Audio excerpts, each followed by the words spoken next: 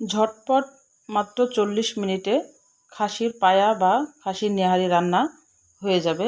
3-4 ঘন্টা সময় লাগবে না, মাত্র 40 মিনিটেই কিন্তু এই খাসির নেহারিটা রান্না করা হয়ে যাবে। আমি যেভাবে রান্নাটা করব তোমরা প্রথম থেকে শেষ পর্যন্ত দেখবে আমি কিভাবে রান্নাটা করছি, আর একদম পরিষ্কারভাবে কিভাবে প্রসার করতে হবে আমি সেটাও তোমাদের দেখাই দেব। আসসালামু আলাইকুম, হ্যালো বন্ধুরা, তোমরা কেমন আছো? আশা করি তোমরা ভালো আছো। আমি আলহামদুলিল্লাহ ভালো আছি। আমার শখের কিচেনে তোমাদের সবাইকে স্বাগতম। প্রতিদিনের মতো আবার একটি রেসিপি নিয়ে আসলাম, খাসির পায়া রান্না করা বা খাসির নেহারিও বলে এটাকে, নেহারি রান্না করা। আমি এখানে খাসির পায়া নিয়েছি, 4টাই পায়া নিয়েছি। আমি এখানে দিয়ে পরিষ্কার করে আগে ঠান্ডা পানি দিয়ে আমি অনেকবার কিন্তু একদম ধুয়ে নিয়েছি। গায়ে কিন্তু অনেক রোঁয়া থাকে, সেগুলো আমি কিন্তু একদম পরিষ্কার করে ধুয়ে নিয়েছি। এবার আমি একদম ফুটন্ত গরম পানি আমি পায়ার ভিতরে দিয়ে দিলাম। দিয়ে এবার ভিনেগার দিয়ে দিব 2 চামচ মতো। দিয়ে এটাকে এখন আমি একটু নেড়ে 10 মিনিট রেস্টে রেখে দিব, কারণ একদম পায়ার কিন্তু একটা গন্ধ থাকে, সেই গন্ধটা কিন্তু থাকবে না ভিনেগার দিয়ে যদি আবার গরম পানি দিয়ে ধোয়া যায়। 10 মিনিটে যখন পানিটা একটু ঠান্ডা হয়ে এসেছে, এবার কিন্তু আবার পরিষ্কার করে আবার যদি কোনো রোঁয়া থাকে বা গায়ে রোম থাকে সেটা কিন্তু আবার পরিষ্কার করে ধুয়ে নিতে হবে। আমার একদম পরিষ্কার একদম ক্লিন করে আমি ধুয়ে নিয়েছি, দেখেই বুঝতে পারছো একটাও কিন্তু গায়ে রোঁয়া বা চুল নেই। একদম পরিষ্কার করে ধুয়ে নিয়েছি। এটা এখন পানিটা পাল্টিয়ে কিন্তু ধুয়ে নিব। এবার ধুয়ে নিলাম। এবার আমি মাত্র 40 মিনিটে রান্নাটা করব বলেছি। আগে আমি প্রেশার কুকারে সিদ্ধ করে নিব। আমি পায়াগুলা প্রেশার কুকারে দিয়ে দিচ্ছি।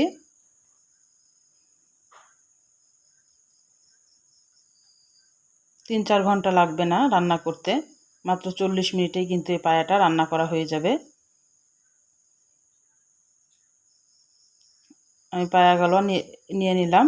দিয়ে এবার এখানে কিছু পেঁয়াজ কুচি দিচ্ছি। এখানে কিন্তু অল্প করে পেঁয়াজ কুচি দেবো, কারণ পরে কিন্তু আমি আবার রান্না করব। শুধু এখান থেকে আমি সিদ্ধটা করে নিব 15 মিনিটের মতো। একটু হলুদ গুঁড়া দিয়ে দিলাম, একটু লবণ দিয়ে দিলাম, আর এখানে গোটা গরম মশলাটা দিলাম, দারুচিনি, এলাচ আর কালো একটা ফল। আর এখানে ঝালের জন্য একটু শুকনা মরিচের গুঁড়া দিলাম 1 চামচ মতো, আর 2 চামচ মতো তেল দিব। বেশি এখানে তেল দিব না, কারণ এটা আবার রান্না করতে হবে। দিয়ে এবার আমি পানি দিয়ে দিব প্রেশার কুকারে। আর প্রেশার কুকারে এমনভাবে পানিটা দিতে হবে হাড়গুলা জানে ভিজে থাকে, এরকমভাবে পানিটা দিতে হবে।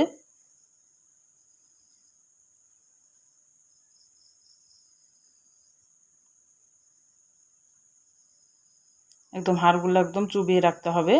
দিয়ে এবার প্রেশার কুকারের ঢাকনাটা লেগে দিয়ে আমি মানে হাই হিটে 2টা শীষ দিব আগে, তারপরে একদম মিডিয়াম আঁচে 6টা দিব। তাহলে 8টা শীষ দিলে কিন্তু পায়া একদম সুন্দরভাবে সিদ্ধ হয়ে যাবে। আমার কিন্তু 8টা শীষ দেওয়ার পর পায়াটা এই অবস্থায় হয়েছে, একদম কিন্তু সিদ্ধ হয়ে গেছে। এবার কিন্তু আমি কড়াইয়ে চলে আসলাম রান্না করার জন্যে। এখানে অনেকখানি পেঁয়াজ কুচি দিয়ে দিলাম, আর কাঁচামরিচ ফালি করে দিয়েছি কয়েকটা, আর লবণ দিয়ে দিলাম যেন পেঁয়াজটা তাড়াতাড়ি নরম হয়ে যায়। দিয়ে এবার পেঁয়াজটাকে আমি ভালোভাবে লাল করে ভেজে নিব। এটা অনেকভাবে রান্না করা যায়, কিন্তু আমি যেভাবে রান্নাটা করছি এটা কিন্তু অনেক মজা লাগে আর খুবই সহজ, খুবই তাড়াতাড়ি রান্নাটা হয়ে যায়। তেজপাতা দিয়ে দিলাম 2-3টা।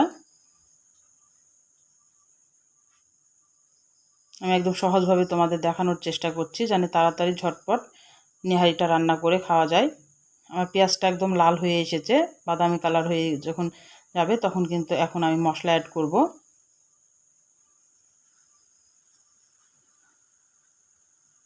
এখানে আদা রসুন বাটা 2 চামচ দেবো, একসঙ্গে বাটা আছে আদা রসুনটা। 2 চামচ দিয়ে দিলাম উঁচু উঁচু করে। আর 1 চামচ জিরা বাটা দিলাম, কাঁচা জিরা বাটা এটা।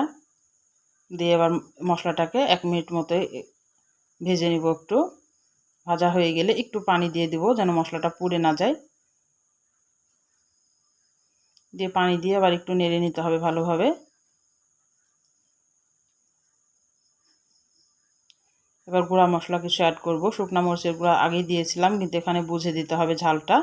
আমি 1 চামচ দিলাম, ধনিয়ার গুঁড়া 1 চামচ দিয়েছি, আর এখানে শাহি গরম মশলাটা দিলাম 1 চামচ মতো, আর হলুদ গুঁড়া খুবই সামান্য অল্প করে দিলাম, যেহেতু আগে হলুদ গুঁড়া দেওয়া আছে। দিয়ে এবার ভালোভাবে মশলাটাকে কষিয়ে নিতে হবে।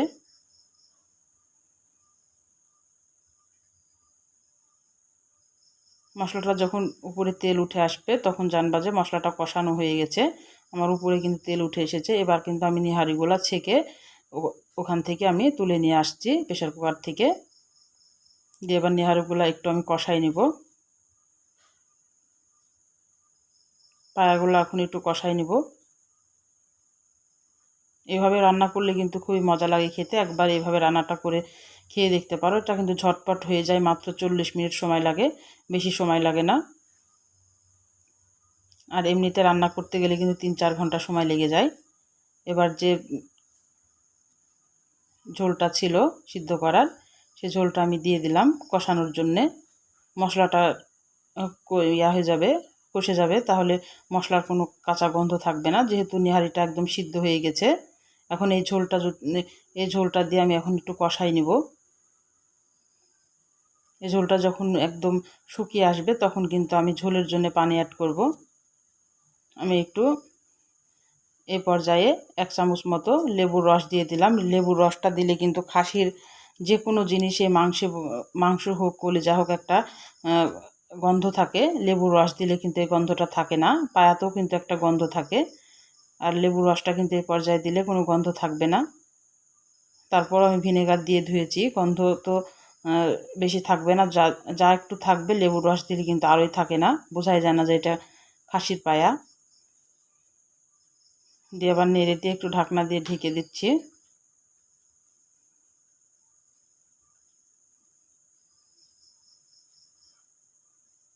এ পর্যায়ে আমি কয়েকটা কাঁচামরিচ দিয়ে দিলাম। আর এখানে গরম মশলা, এটা এমনি নর্মাল গরম মশলার গুঁড়াটা দিয়ে দিলাম। দিয়ে এবার পানিটা যখন শুকিয়ে এসেছে, এবার ঝোলের জন্য আমি পানিটা দিয়ে দিচ্ছি। আর নিহারির তো ঝোলটাই মজা লাগে খেতে, এই কারণে ঝোলটা একটু বেশি করব, পানিটাও কিন্তু বেশি দিচ্ছি এই কারণে। এখন 10 মিনিট মতো একটু ফুটিয়ে নিলেই হয়ে যাবে। 10 মিনিটও লাগবে না, 8 মিনিট, মানে 7-8 মিনিট মতো ফোটালেই কিন্তু হয়ে যাবে, কারণ একদম সিদ্ধ হয়ে গেছে নিহারিটা। এবার ঢাকনা দিয়ে ঢেকে দিলাম। তাহলে আমার রান্নার যদি কোনো অংশই তোমাদের ভালো লাগে, প্লিজ আমার চ্যানেলটাকে সাবস্ক্রাইব করে দিও, একটা লাইক দিয়ে রান্নাটা দেখা শুরু করো, আর ছোট্ট একটা কমেন্ট করে জানাইও আমার রান্নাগুলো কেমন লাগে। এই যে আমি এখন জাল নিভিয়ে দিয়েছি, আমি কিন্তু এতক্ষণই ঝোল রাখবো, কারণ নিহারির ঝোলটাই বেশি মজা লাগে খেতে। আমি এখানে একটু জিরার গুঁড়া দিয়ে দিলাম। আমার কিন্তু নিহারিটা রান্না কমপ্লিট হয়ে গেছে।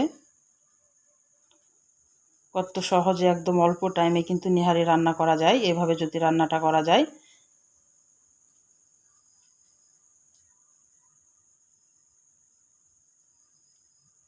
একদম খসে খসে আসছে, সবগুলাই কিন্তু সিদ্ধ হয়ে গেছে। তাহলে আজকের মতো বিদায় নিচ্ছি। তোমরা সুস্থ থাকো, ভালো থাকো, আবার কোনো নতুন রেসিপির সাথে হাজির হবো। আল্লাহ হাফেজ।